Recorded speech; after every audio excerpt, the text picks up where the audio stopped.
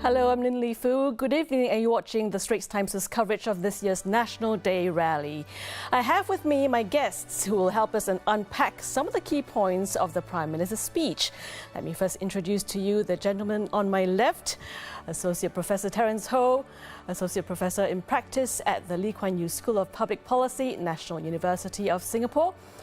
Dr. Lynn Kuok, Shangri-La Dialogue Senior Fellow for Asia-Pacific Security at the International Institute for Strategic Studies, and my colleague from the Straits Times, Opinion Editor Grace Ho. A very warm welcome, guys. In the first full-scale rally since the pandemic struck in 2020, Prime Minister Lee Hsien Loong spoke on how Singapore will face the challenges of a post-COVID future. First off, a piece of welcome news that brought smiles all around. PM Lee announced that masks will no longer be mandatory, except on public transport and in healthcare settings. In other key highlights, Mr. Lee touched on the repeal of 377A and the impact of geopolitical tensions on the region and Singapore, among other points. Now, to kick things off, what was the points or one point that stood out for you most, Terence? Yeah, I felt that this National Day rally was really a vintage NDR that covered everything from the immediate concerns and priorities to medium-term issues, as well as the long-term infrastructure developments. I felt that it was realistic in acknowledging the challenges that Singapore faces, but at the same time had this note of optimism and hope for the future. Grace, yourself? First of all, can I say how wonderful it is to see a full auditorium of people. It's a return to form of the old National Day rallies, both in terms of form and substance. We know that in 2020, there was no NDR and it was replaced by a speech in Parliament. And last year, it was a hybrid format. But also substantively last year, the geopolitical element was missing. It was more of a domestic focus, on low-wage workers and COVID-19. And so this year, the geopolitical element was back in full force. And we had also these, big reimaginings of the Singapore landscape, which harks back to 2019 when there was the Greater Southern Waterfront. And then this year we heard about the Tuas Port, Terminal 5, redevelopment of Paya Lebar. Lots in that speech there tonight. And Lynn, what about you? Thanks so much. It's great to be here. I think what struck me, because I work on foreign policy, was, as Grace mentioned, how in contrast to the 2021 National Day rally, the Prime Minister this year spent considerable time looking at developments such as US-China tensions, as well as how Russia's invasion of Ukraine impacts the region. And I think what also struck me and what was very notable to me was how he spent more time in his Chinese speech than his English one on why Singapore took the position that it did in terms of condemning Russia's invasion of Ukraine, as well as joining a relatively small group of countries in terms of imposing targeted economic sanctions against Russia. Now, I think Singapore received the government received some flack for that position, but I think the Prime Minister actually took time to explain why this position wasn't about siding with the United States, but it was about taking a principled approach towards foreign relations. And this was necessary to sort of lay the groundwork. So it was important not just for the immediate crisis at hand, Russia-Ukraine, but also to lay the groundwork for future positions that Singapore might take, say in the context of heightened geopolitical tensions and any principled position it might have to take in the future, such as vis-a-vis the United States or China. All right, let's zoom in into one of the key announcements, which is the repeal of Section 377A, a law criminalizing gay sex between men. Now, Mr. Lee explained how the government will repeal this law in a controlled, carefully considered way. The government will repeal Section 377A and decriminalize sex between men. I believe this is the right thing to do and something that most Singaporeans will now accept.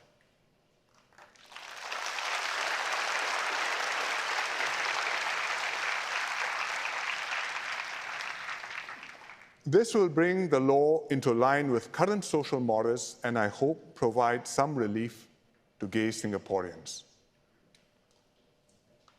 But at the same time, most Singaporeans do not want the repeal to trigger a drastic shift in our societal norms across the board, including how we define marriage, what we teach children in schools, what's shown on free-to-air television and in cinemas, or what is generally acceptable conduct in public. We will therefore protect the definition of marriage from being challenged constitutionally in the courts. The legal definition is contained in the Interpretation Act and the Women's Charter. We have to amend the Constitution to protect it, and we will do so. This will help us to repeal Section 377A in a controlled and carefully considered way. Grace, your thoughts on this latest move and the significance of it? Well, the repeal of Section 377A makes good the state's commitment that individuals who identify as LGBTQ will live their lives free of fear, fear from prosecution, essentially. But at the same time, today, many Singaporeans regard 377A as an almost defining marker of the values that they hold dear and their own definition of what a family means to them, which is that between a marriage, between man and a woman, and that children should be born and raised within this rubric. So if you remove that flag marker, then some form of assurance may be necessary. And I think that's where the idea of amending the Constitution comes in. So this does two things. First, it recognizes that the extant definition of marriage as provided for in the Interpretation Act and Women's Charter, and with that, all the accompanying policies like housing, adoption laws, education, even film classification that relies on this definition of marriage, so that will be retained. And second, we protect the definition of marriage from being challenged on constitutional grounds in the courts, which has happened before. And at the end of the day, the issue is ultimately a political one and not just a judicial one.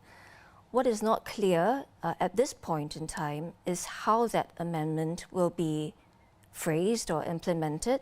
For example, will there be a provision in the Constitution that provides for the traditional definition of marriage? Terence, do you have a different perspective on this issue? Quite similar. First of all, I think that this is a move of significance. So even though the Court of Appeal had previously stated that this law, 377A, would not be enforceable, it also indicated that this would depend on the position of the Attorney General of the day on enforcement. So I think this will bring a greater assurance to the LGBTQ community. And also to echo what Grace mentioned just now, I think it's noteworthy that the various religious groups that have offered some views on this mostly have not indicated that they oppose 377A per se, but that they have two concerns, one of which is that the law stands as a marker of societal values and norms, and there are fears that this could lead to challenges on the legal definition of marriage and family and so on. And the second concern, of course, is whether they will have the right to continue to teach and practice the belief regarding sexuality. So I think that's what Grace mentioned, the idea of enacting some constitutional safeguards, and also what PM said about national policies will go some way to assuaging these concerns. Right, definitely it will be interesting to find out the details when the constitutions get amended in time to come. Let's shift gears from that to matters on the global stage. Mr. Lee also touched on the challenges Singapore faces externally, especially with strained US-China relations and Russia's invasion of Ukraine. Even as we emerge from the pandemic, our external environment has become very troubled. US-China relations, which sets the tone for global affairs, are worsening. The two powers are divided over many issues. Apart from US-China tensions, Russia's invasion of Ukraine also has profound implications for the world and for Singapore. Our region has enjoyed peace for so long that it's hard for us to imagine things being different. But look at how things have gone wrong in Europe.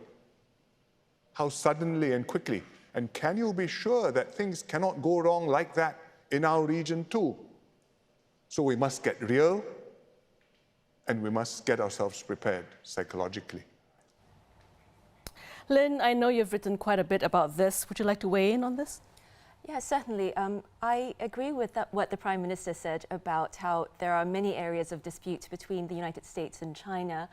And while there are certainly many areas which are warranted, I think such as the South China Sea, where we've seen unlawful and coercive Chinese actions, such as the trading dispute, I think some of the points of contention are really quite unnecessary and worsen tensions between the US and China. So for instance, the framing of geopolitical tensions along ideological lines, I think that's very harmful to relations. It unnecessarily deepens divisions between the United States and China.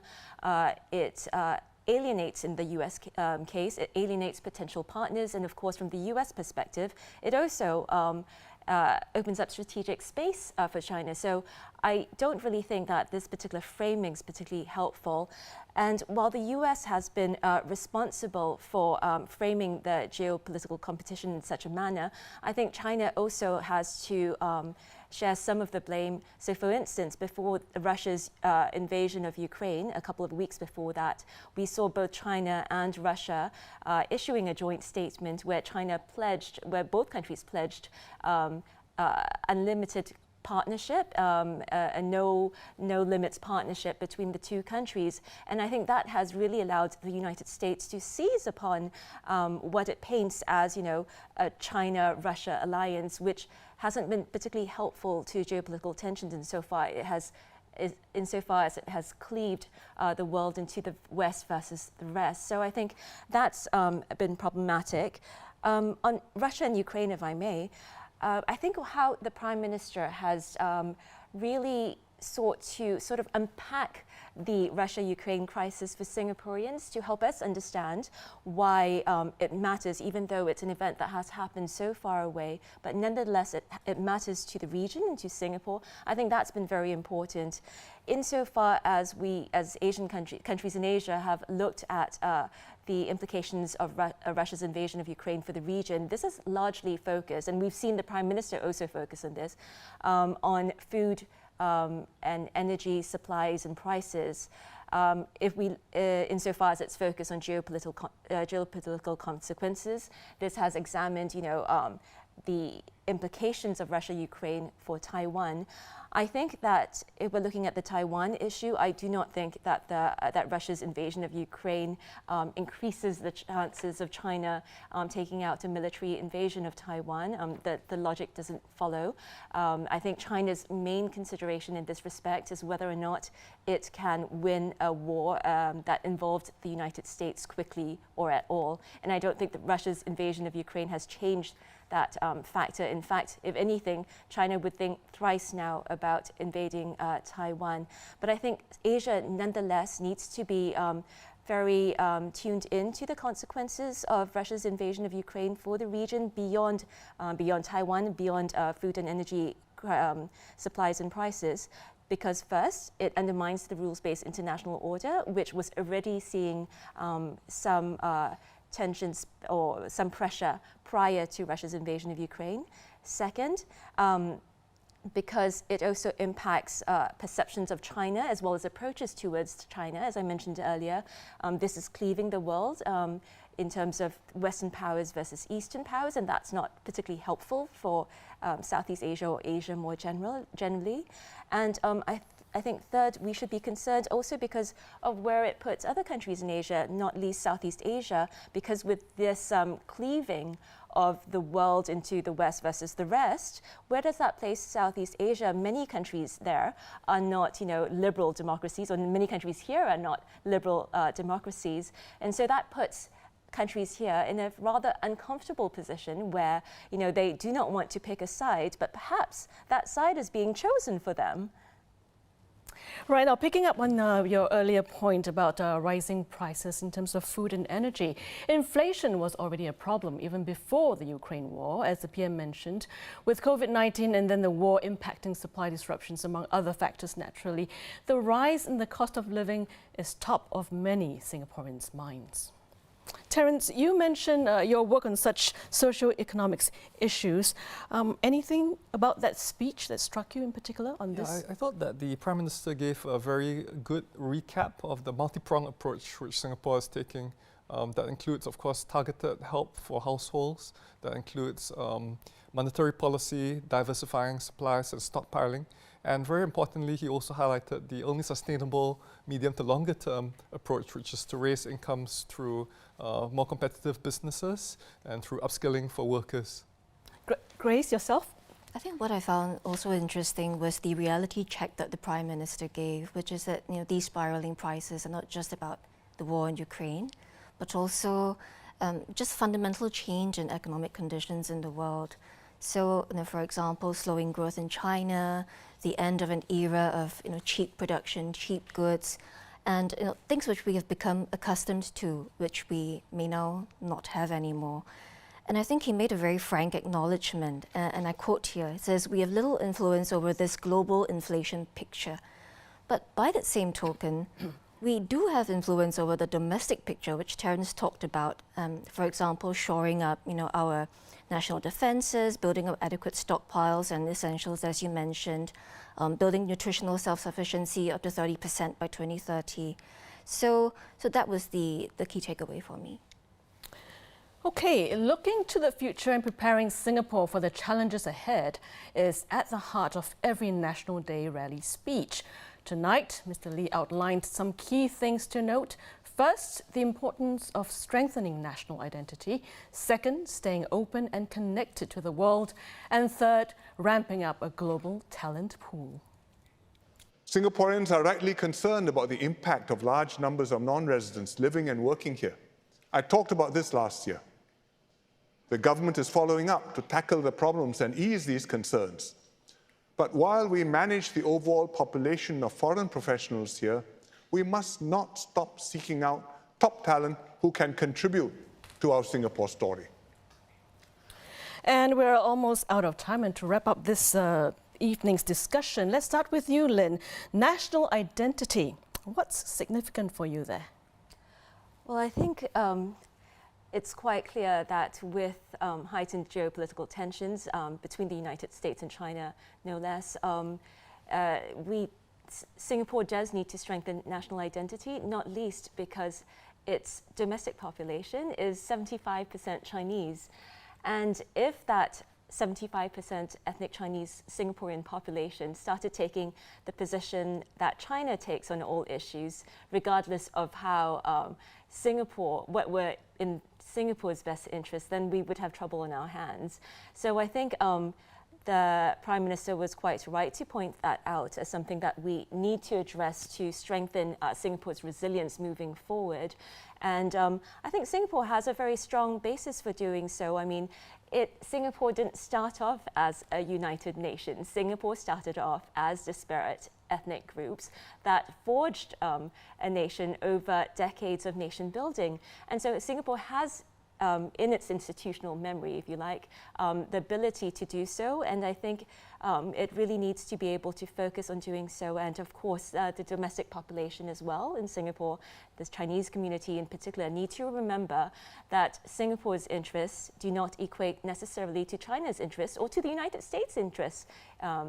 For that matter. So I think that would be my take on his point on national identity.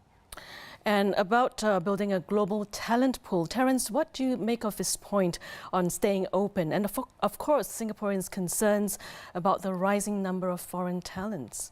Yeah, I think this was a very important and timely reminder that, remaining open to capital, to talent, to ideas is really the lifeblood of Singapore as a small, open economy. It's really fundamental to our economic survival and competitiveness. At the same time, there is also a subtext, of course, that this openness must benefit all Singaporeans, that we need to mitigate some of the downsides and some of the unintended consequences of the increased competition, of course, of prices and so on and so forth. And I think that also ties in quite neatly with the emphasis on building infrastructure for the future as well. It's one way to give Singaporeans and Singapore workers a premium for the equivalent skill levels that we have in terms of being connected, being a hub, being a global city. Grace, final thoughts? I think my final thoughts are linked to Lynn's. This question of sovereignty, which was raised in the speech today, it's not just about the external position, but also the internal dimension of, beefing up Singaporeans' understanding of the vulnerabilities, the history, sort of inoculating them against the disinformation campaigns, that have gathered pace. And I think PM, in his Chinese speech, raised certain questions like, don't believe everything you read online. Where did the news come from? Or what's the motive? Do I really need to forward it to my friends? And this aspect of media literacy, evidence-based critical thinking, I think is really, really crucial. But he also used this wonderful phrase that the next few decades will be bracing but exhilarating. Like the fact that in the midst of challenges, there's this message of we're forward thinking and there's hope, and there's actually joy in the process. And I think that's what we need to take away from an annual policy speech that's not just about the challenges, but also plans for the future. And on that positive note, that's all the time we have for tonight. A big thank you to Terence, Lynn and Grace for your thoughts and perspectives, and to our viewers watching, a very good night to you.